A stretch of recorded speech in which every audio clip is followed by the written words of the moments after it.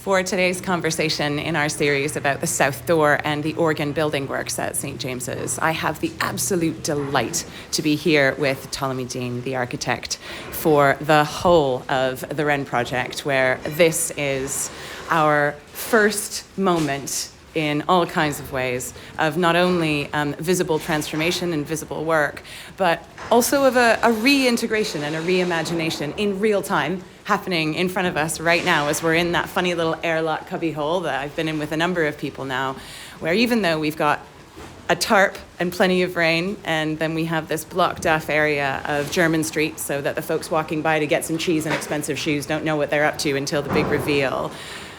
We're right in the middle of something. Would you like to introduce yourself and tell us where we are and why we're here? Yes, good morning. Well, this is the most thrilling moment. I can't tell you. I first came to this church to sing a solo for my grandfather's memorial service back in 1977 when I was very young and had a very high voice.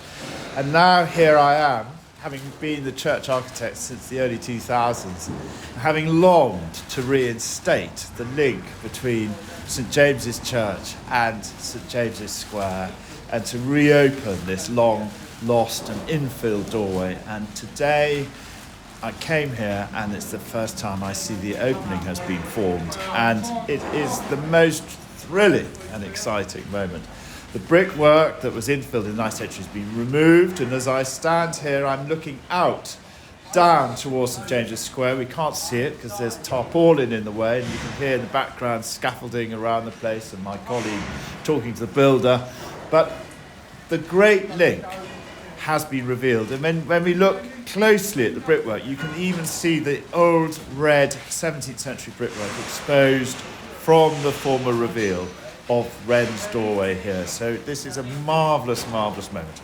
Let's take a little look at a 17th century brick. How can you tell by looking at it, and what distinguishes it from, say, the stock bricks of the 19th century? Let's take a little closer look.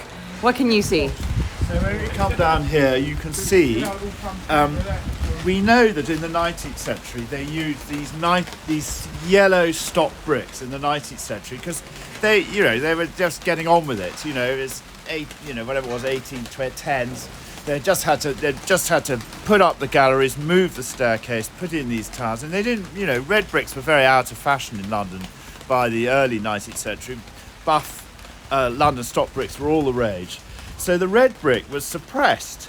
And the exciting and thrilling moment is that you can see right here the stone plinth of the church, the lovely 17th century red bricks from Wren's period with the gritty mortar. They're really bright. They're almost orange. They are almost orange. Just think of that fire of London. They can almost smell the smoke and dust from the fire of London just up the road in the city of London.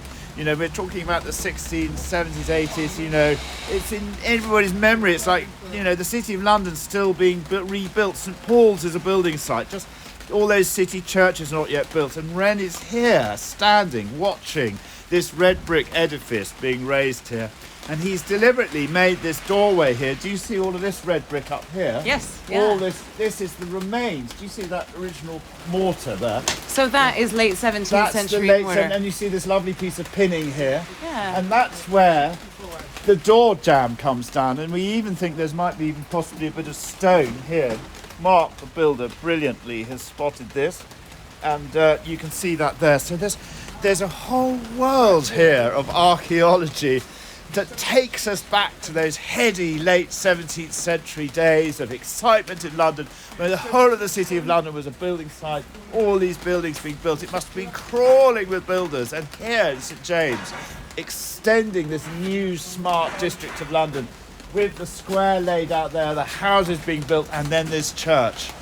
It makes me think about the Second World War as well, and the devastation of this church, and then what happened next with Albert Richardson, because we talk a lot in the Eucharist here as well about being steadfast, that the presence of God is steadfast in our midst, the love that remains and that we remember and that we enter into at every moment. And so revealing, even in this little fragmentary moment in a much wider scheme and in the church itself, revealing this makes me think about what it must have been like to more or less just have this robust, yet in some ways frail shell.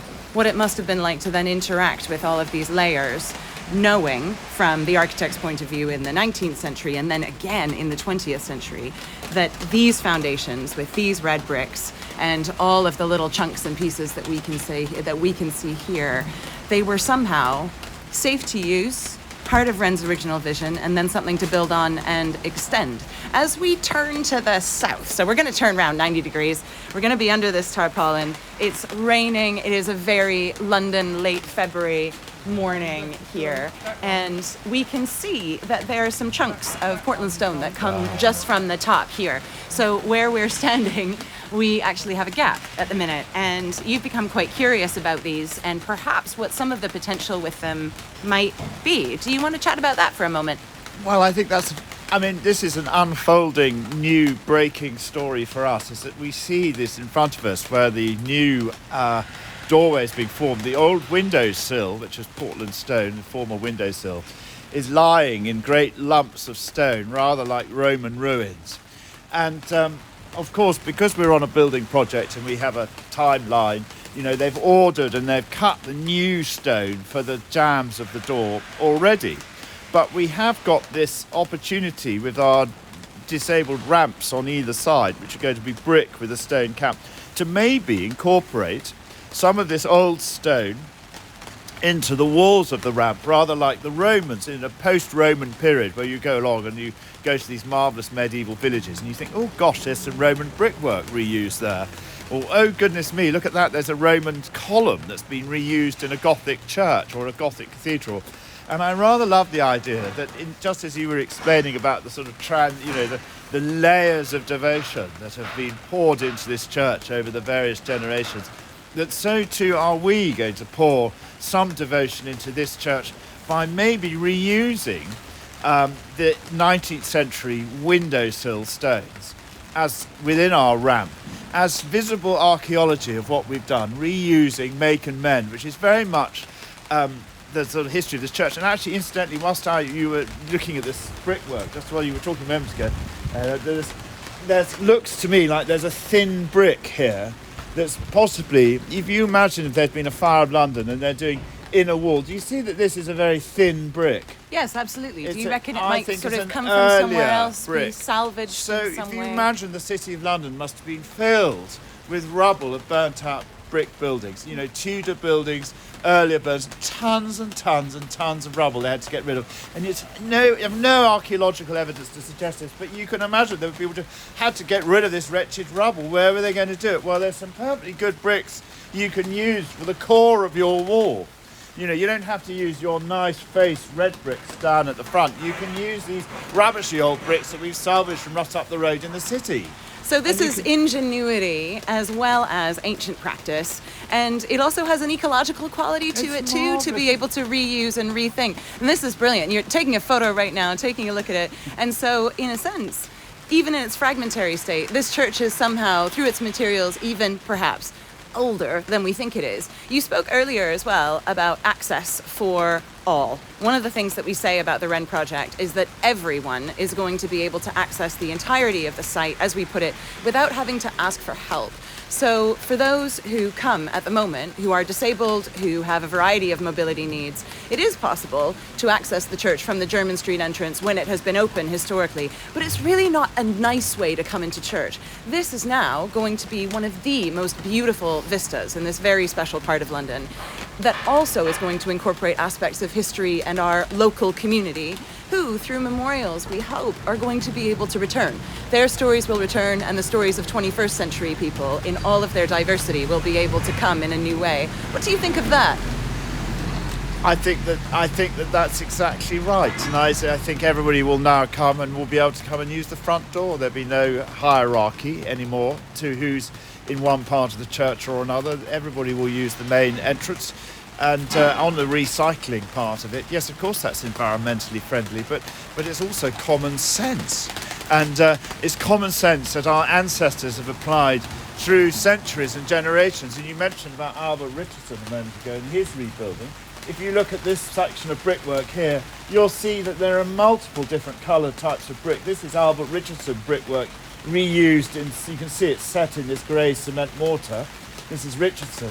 but he too has reused bits of red brick and buff brick. So everybody has applied common sense traditions to the making and mending of this church to give it a sustainable future, which is why I think, working in historic buildings as we do, when people talk about, what's your environmental credentials, and we say, well, actually, we don't need to have any kind of particular statement of our environmental credentials, because what we are fundamentally doing is environmentally sustainable in the sense that we are reusing and regaining and remaking these wonderful old buildings for future generations.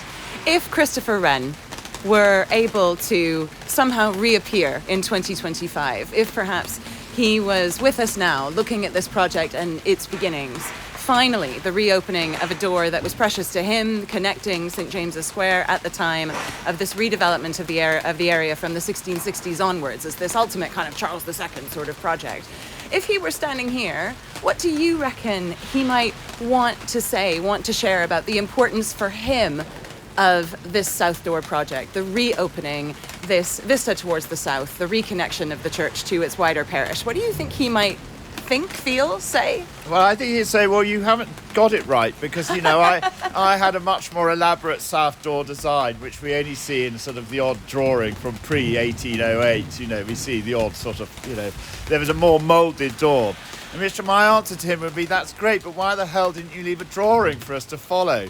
We didn't have, you didn't leave any archive. We've done the best that we can trying to imagine what we're doing. But and I think he would, he would understand, I'd love to know from him, actually, how on earth he managed to do all these projects at once. How did he manage to do this church, St Paul's Cathedral, all those other churches he was doing in the City of London? He was also surveyor of the fabric at Westminster Abbey. I don't know how he managed to do all these things all at once and be a wonderful astronomer and all those other sort of polyglot things that he managed to do. It'd be quite a long conversation to have with Christopher Wren. He wouldn't have time for a long conversation with us. I know. I think that, he'd be thrilled about this, but it was one of thousands of churches he was seemingly working on. But, we owe him a lot. And with that in mind, and the projects that you have worked on historically, your time here as a boy for this deep and sacred experience, and the way that this place works in your wider context, having had this relationship with the church for many decades, and as an architect for over 20 years now, what does this project mean to you, and what does it mean to you to work in a sacred building? That this is a church. It bears witness in a particular way for a particular purpose. How do you respond to those experiences and to the way that you feel about this place this time? Well, yes, it's ingrained, isn't it? It's ingrained. It's the privilege bit. It's the sort of feeling of privilege that, I sat there half an hour ago drawing the view through the newly opened door, and it's an enormous privilege to work on something that when I sung about solo, not very well incidentally, it was in the Times, they mentioned it in the Times newspaper, and I had a horrible schoolmaster at the school I went to at that time. He was, I think, would nowadays be in prison for various things, and he hated me, actually, really hated me. So when he saw that I had sung this solo in St James's Piccadilly, he kind of slightly sort of, I didn't know you were musical. Why were you singing? I had no idea, because we'd all been done, we had never mentioned it to this horrible master that I was singing this thing in London. I'd had to take the day off school, in order to sing it, because it was in a weekday, and I'd been coached by somebody. And I remember standing up in that organ loft, part of this project again, and singing the thing in the gallery. I remember it vividly, actually. So it was a moment of defiance, actually, to sing that solo here against that horrible master at school.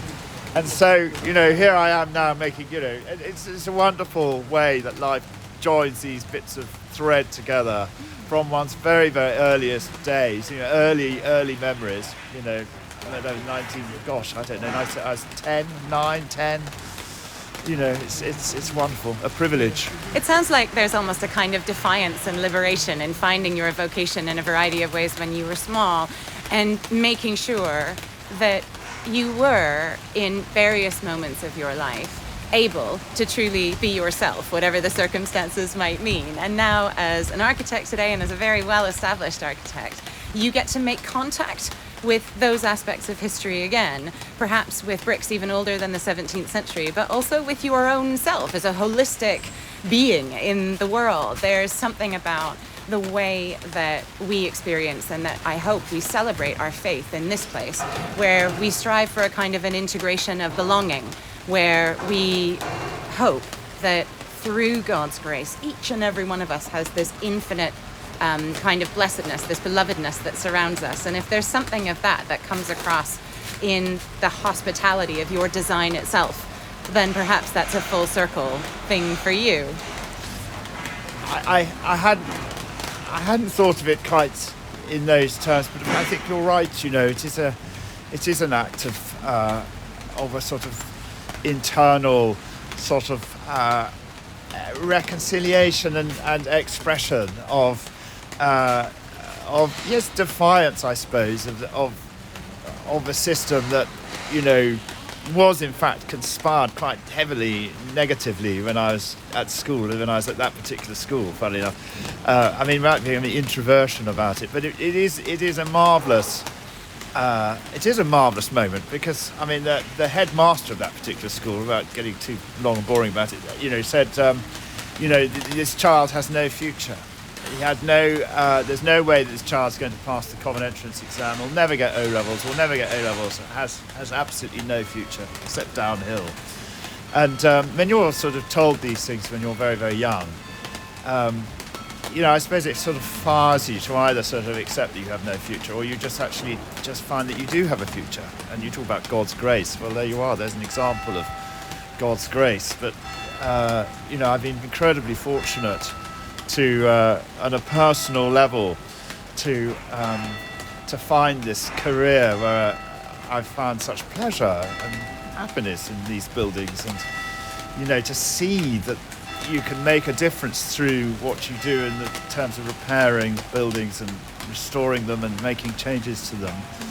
And, you know, and actually, you know, St James's Piccadilly is central to that journey, because it was really where, I suppose, in some ways, it sort of starts.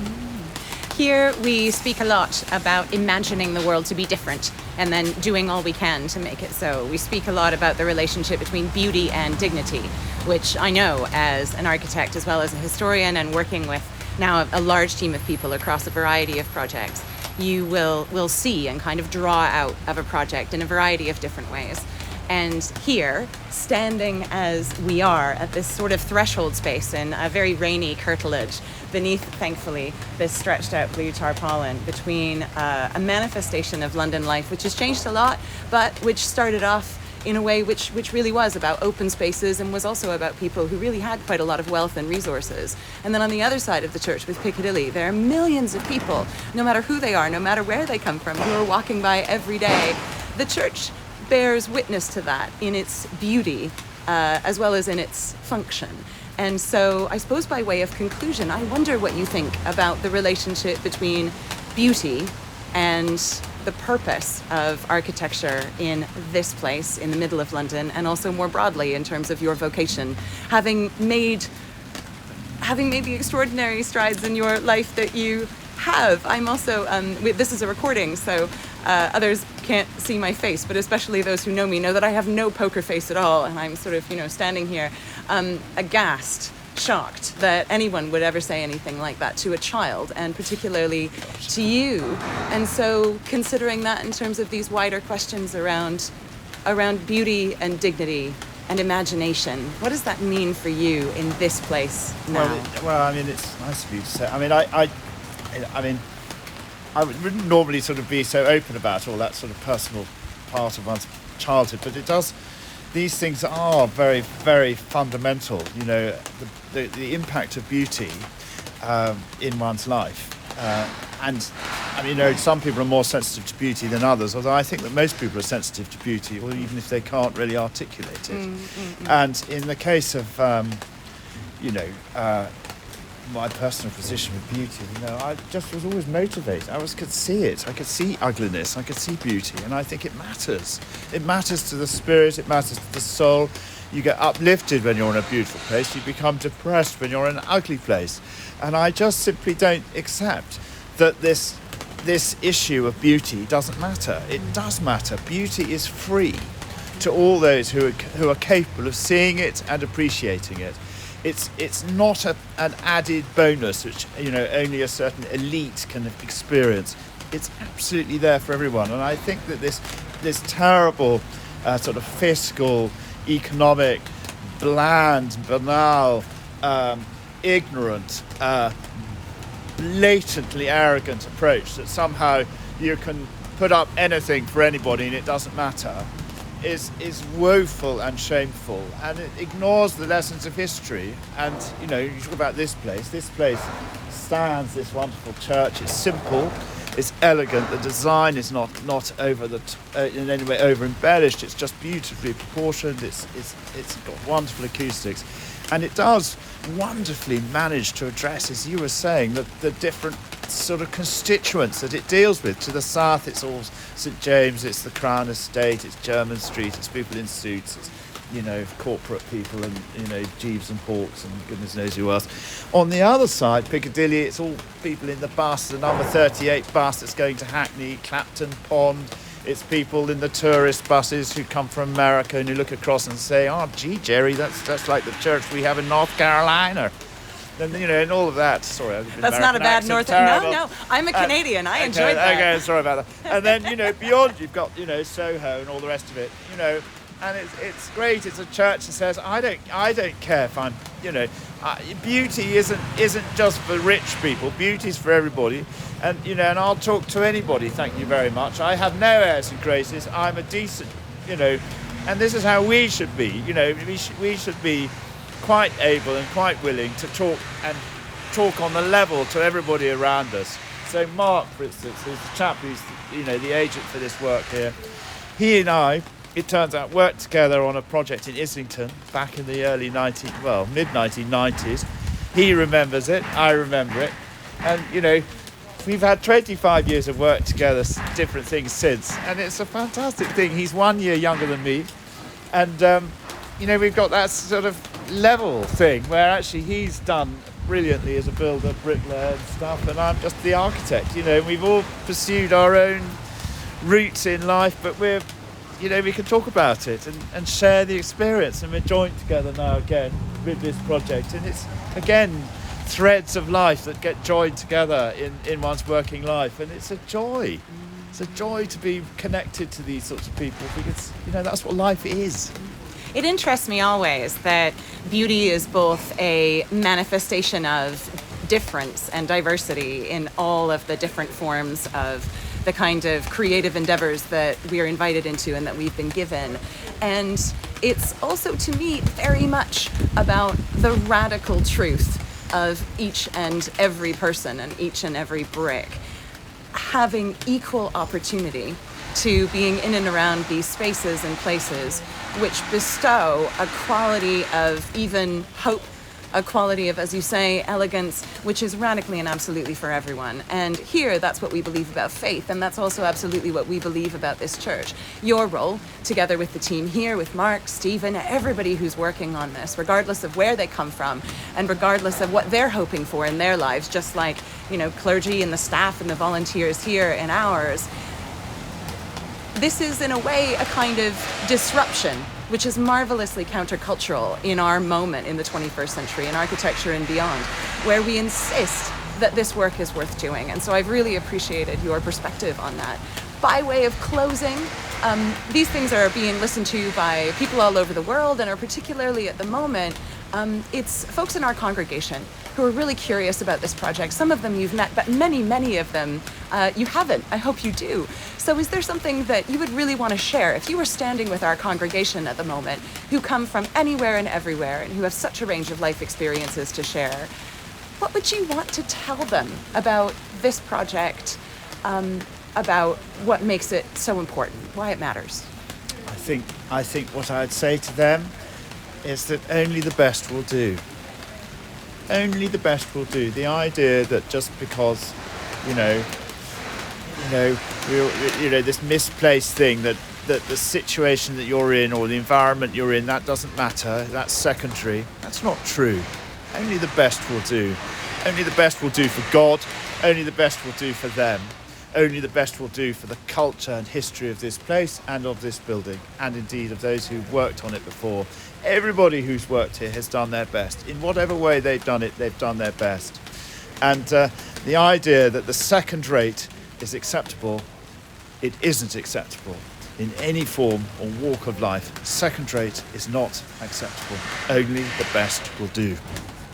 I'm so grateful for your time today, and thank you for everything you've shared, and I better let you get back to work. And it's also very rainy and chilly out here, so let's both get on with the good work that we're doing as best we can. Thank you. Thank you.